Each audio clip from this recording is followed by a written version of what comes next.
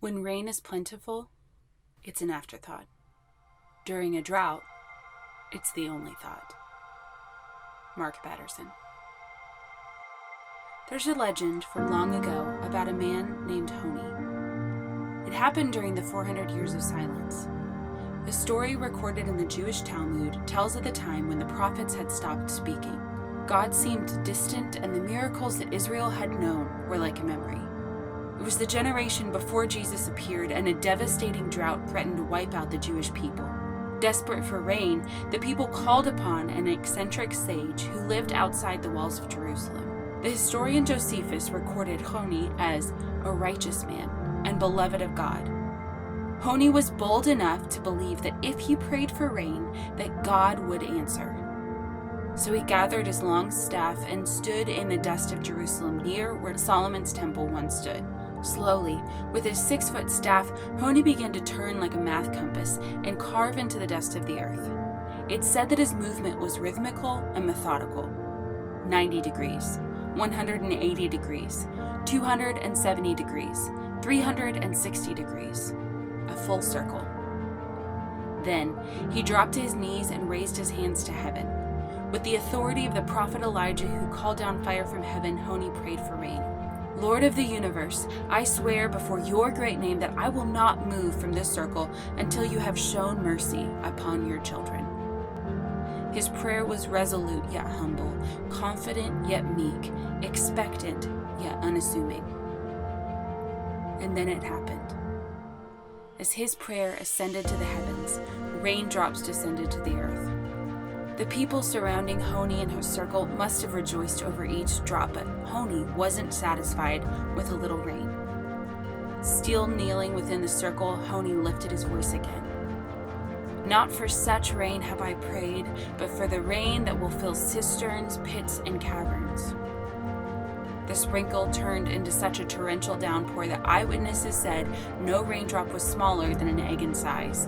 It rained so heavily and so steadily that people fled to the Temple Mount to escape the flash floods.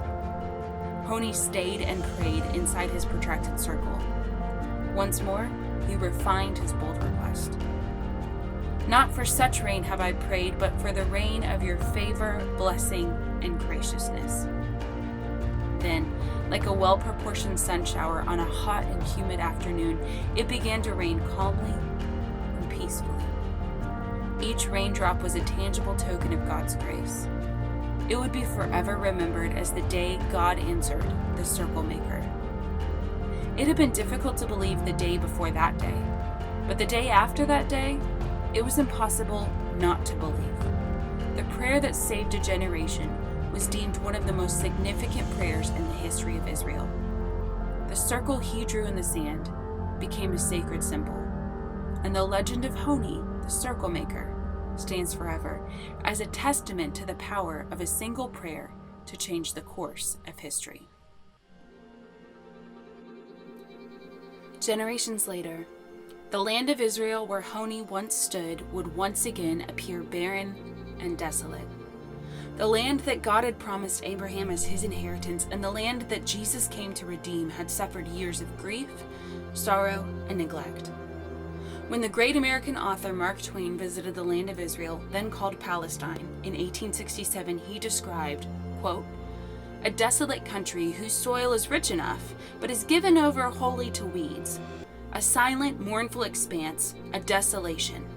We never saw a human being on the whole route. Hardly a tree or shrub anywhere, even the olive tree and the cactus, whose fast friends of a worthless soil had almost deserted the country.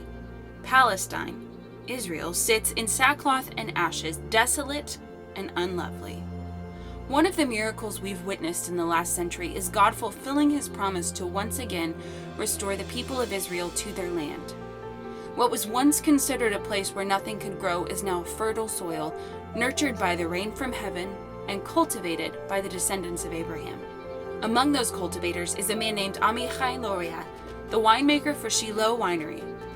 Named after the place where the tabernacle stood for over 300 years, Shiloh Winery is located in the heartland of Israel and is producing some of the best wines in the land. Among them is the Shiloh legend Honi, named after the historic figure recorded in the Jewish Talmud. It's known or when there was a drought, they would ask him to pray for rain, and he was told that when he prayed for something, it would happen. Honi HaMe'agel. Honi is his name, Honi. HaMe'agel means a person that makes a circle. This is a kind of person that teaches us to think very long term. And to not just think long term, but also not to just do things for ourselves, but to do things for the next generations to come. More than ever is to show our respect to tradition and in faith. Here I wanted to make something more elegant. And these grapes actually gave me that, the wine that I wanted to make. It seems that Amichai's ambition to create an elegant wine that pays tribute to the legend of Honi has succeeded. A blend of Cabernet Sauvignon, Malbec, and Cabernet Franc, Shiloh's legend Honi recently received a score of 91 by the tasting panel for its 2016 vintage. With a rich garnet color, the wine boasts an earthy nose featuring notes of plum, berries, vanilla, and baking spices. The flavor is smooth, dense, and juicy with a bright, racy, and long finish. The blend's been aged for 15 months in French oak and, like the legend of Honi, will age well with time. It's a perfect wine to share with loved ones at a special celebratory dinner. When you drink legend Honi from Shiloh, may it be a reminder to you that the same God who was faithful to answer the prayers of Honi and bring rain to the land is the same God who has been faithful to Israel generation after generation and will also be faithful to you.